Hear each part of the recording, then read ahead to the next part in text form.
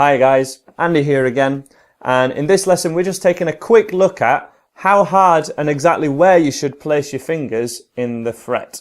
Now, it's a fact of any learning guitarist that so many learning guitarists press down far too hard on their instrument. Probably as a product of strings not quite ringing out right. People just kind of develop this gorilla grip, which a lot of my students kind of nickname it. And it does prevent speed and effortless playing, and also means your finger ends just hurt far too much to even continue playing maybe, which is a real shame. So if from using this quick exercise, hopefully this will help you guys. Let's zoom into a close-up to check it out. Okay guys, let's cure your gorilla grip. For a breakdown of exactly all this lesson plan so you can follow the steps yourself another time, do check out the link below, but you can also follow the steps here. So we want to find out, just as an example, find the 5th fret on your thickest E string. Now on this particular guitar, that's the first dot here. Many guitars have a dot at 3rd fret, but you can also kind of count up from 0, so 1, 2, 3, 4, and we're going to use 5th fret just as an example. And what I want you to do is just place that exactly on the dot itself, right in the middle of the fret, and press down exactly as you normally would, and give how much you're pressing down a number between 1 and 10. Doesn't really matter what this number is, but see 10 like making the tightest fist that you possibly can and pressing down as hard as you can, and then 1 wouldn't even ring out, so light that it doesn't even ring out. So give yourself a number between 1 and 10 kind of now. You probably, in fact, I'm not even going to ask you, I'm going to ask you in a second. Okay, whatever your number is, let's press down exactly that amount, and I want you to play, just pick, ideally with a pick as well. It'll be best done with a pick so we can hear as clear a note as we can.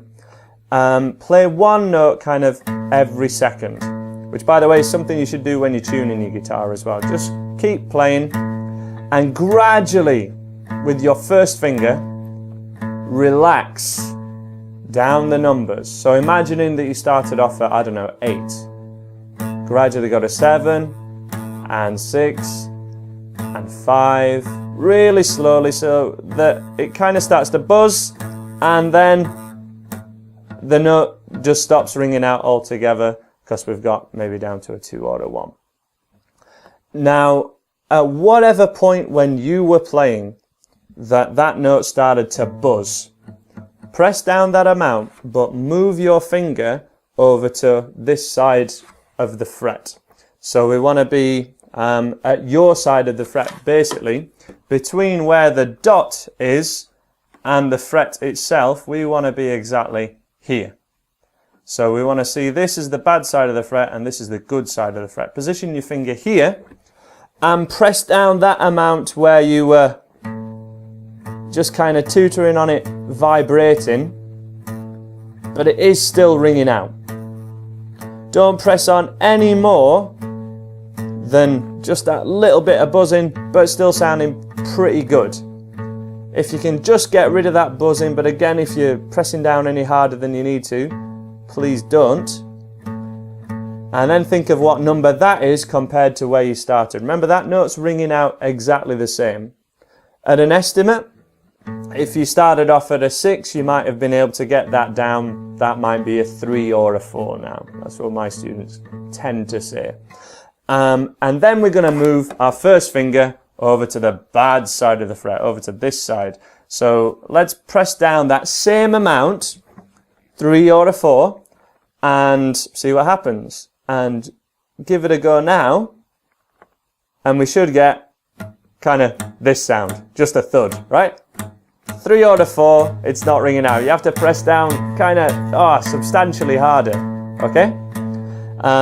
Maybe even like approaching 6 or a 7 to press down, which may be how much you were pressing down at the start. So if we're positioning your finger at this side of the fret, at the good side, this side, your side of the dot, you can press down substantially less, and that's going to really help you for any of your chord shapes or any single notes that you ever play on guitar. If you're say you're taking the way that I teach an A chord, right, like this. A lot of times this first finger just doesn't ring out, okay? This one can't help but buzz. That one finger has to press down a little bit more than the others, but don't press down any harder with the other fingers while you're doing this.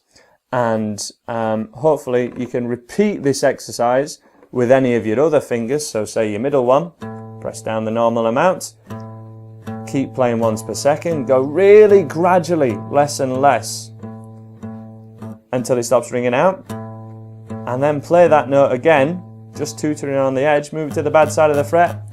If it still rings out the other side of the fret, you're pressing on too hard. You need to position your finger at this side and have it still sounding pretty good.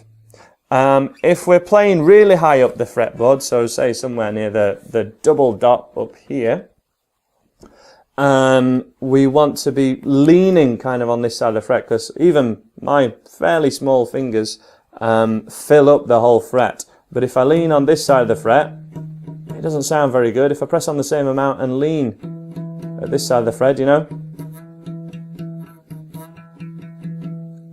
I have to be pressing at this side and kind of straight on. If I move this way, it suddenly starts to buzz. So finger placement is so important, and often in kind of the heat of the moment with songs is the first thing to kind of go. So taking just the first 3 chords at this beginner's course, you got an E. Everything should be pretty much as far over this way as possible and sounding pretty good.